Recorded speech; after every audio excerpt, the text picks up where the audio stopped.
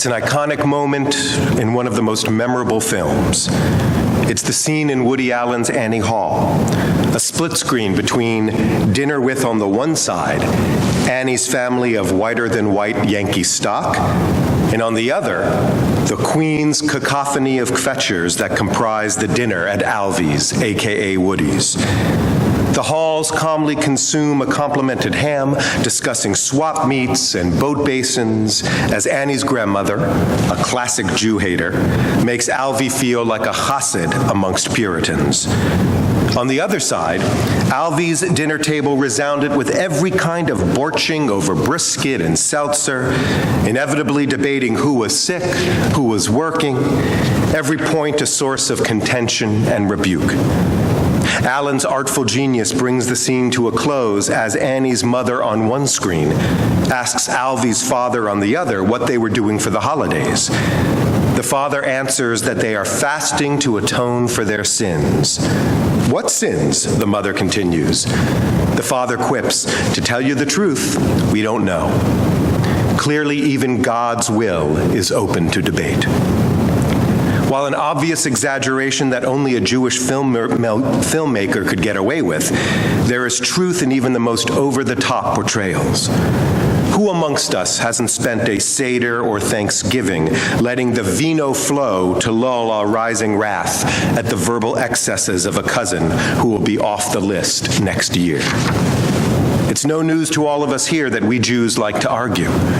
Debate, disputation, skepticism, and questioning are deeply woven into our cultural DNA.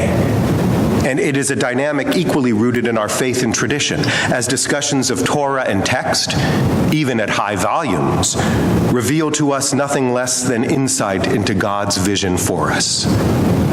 But our current climate in America reflects something different.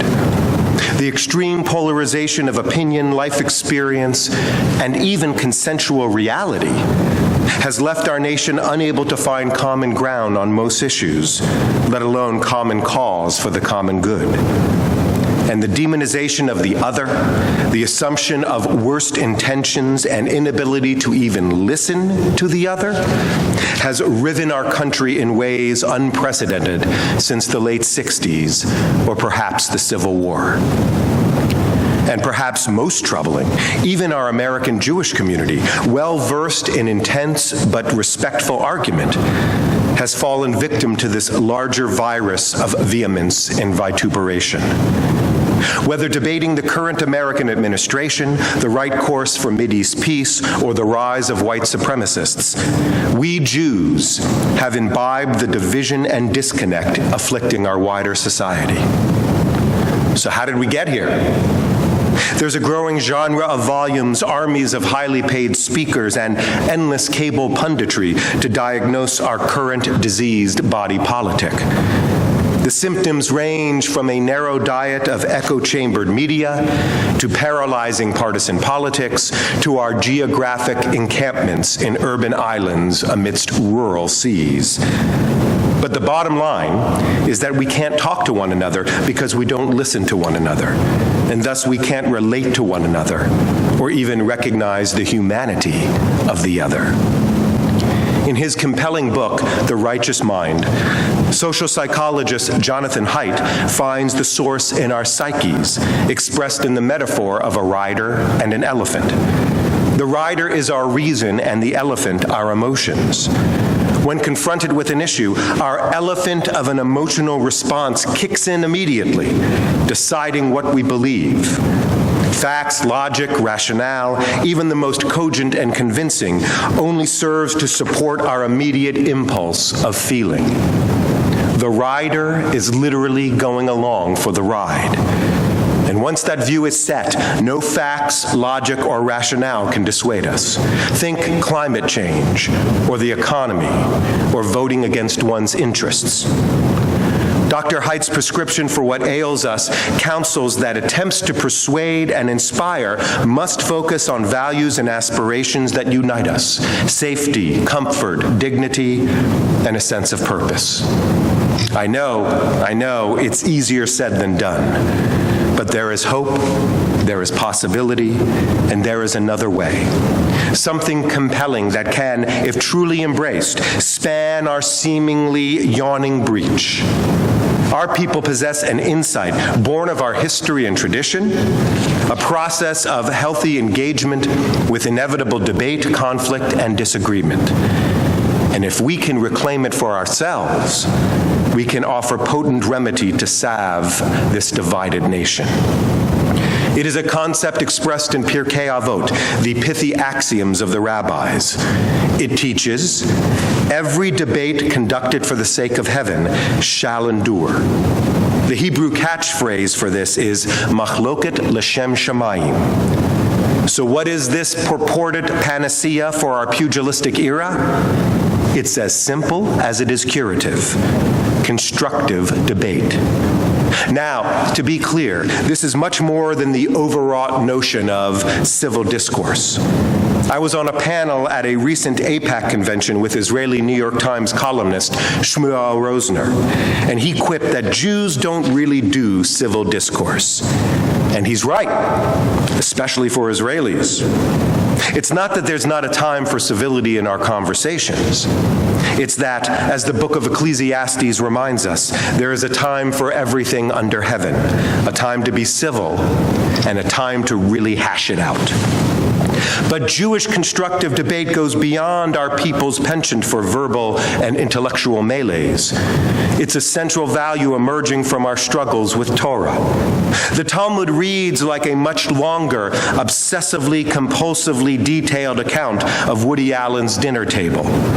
Debate wasn't to be avoided, but embraced as necessary, requiring a mastery of facts, powers of persuasion, and creative approaches to ongoing challenges.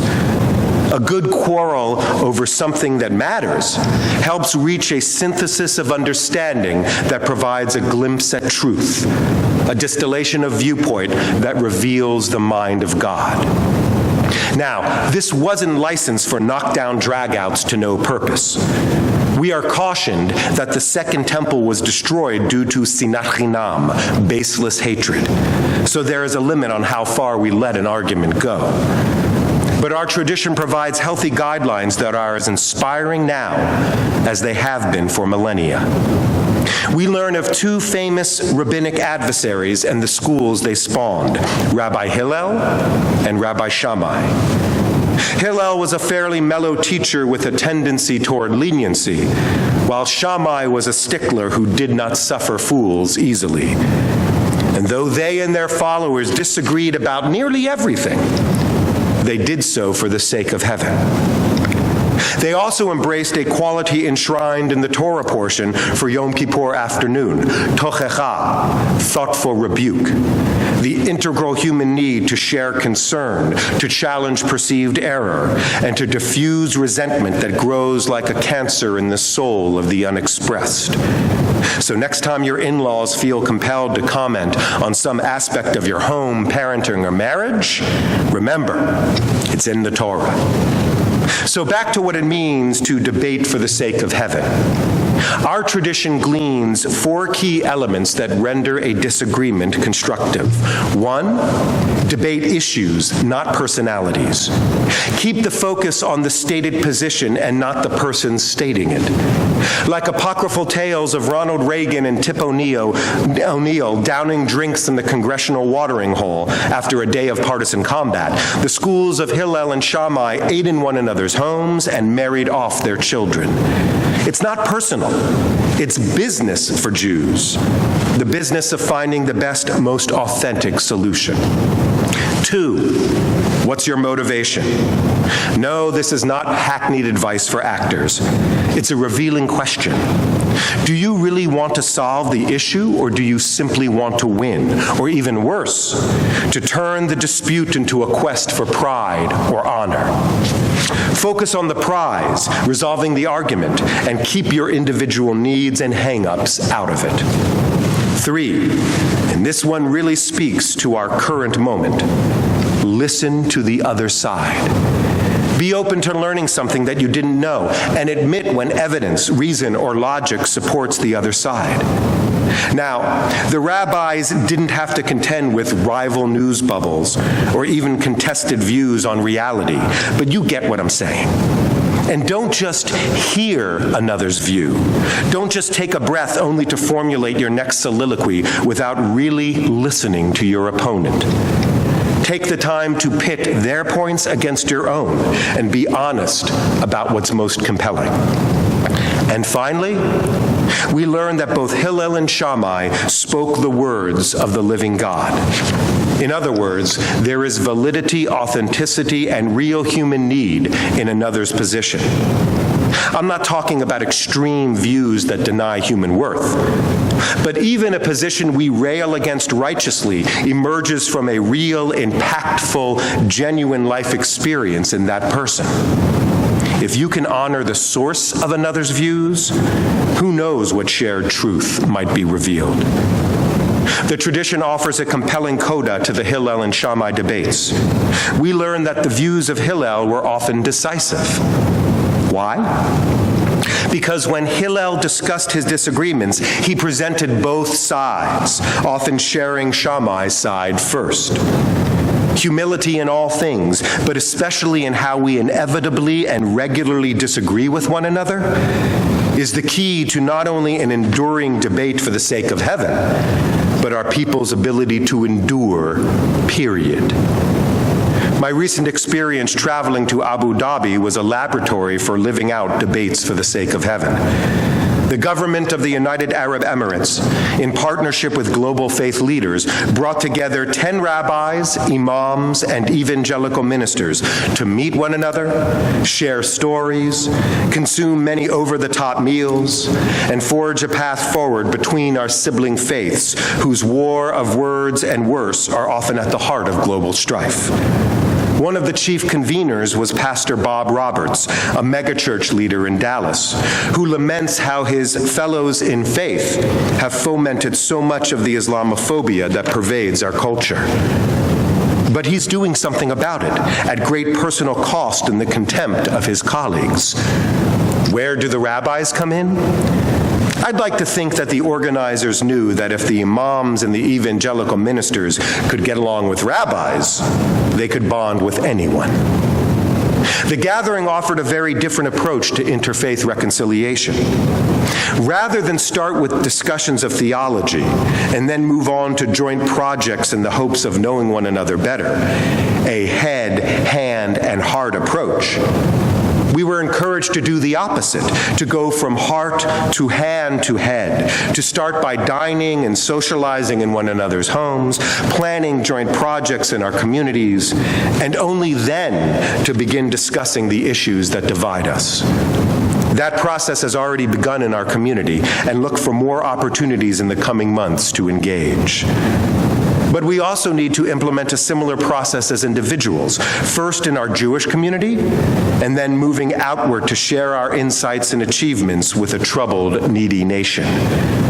Toward that end, I'd like to invite all of you to do something seemingly small but significant. Invite someone you'd never imagine talking to for a cup of coffee.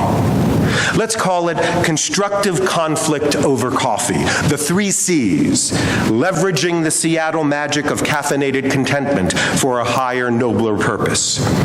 Reach out to that uncle who voted the wrong way in the last election. Call that grandparent or grandchild who just doesn't seem to get it on Israel. Message that former friend on Facebook whose endless diatribes put you on blood pressure medicine. I'm even providing some Yontif swag to help start the conversation, the 3 C's card, and a Facebook page to share your experiences. But the challenge will be to get over that first hump of aversion, of recrimination, of bitterness. And then just talk to each other, person to person, human to human, child of God to child of God. Don't worry, you should only do so well that you'll be able to process all of your bones of contention. Just remember to debone them constructively for the sake of heaven. And remember that the person across the latte from you is more a mirror than a target. There is an Islamic midrash, if I may, that tells the story of a famous character, Johah. A man comes to a river and sees Johah on the other side.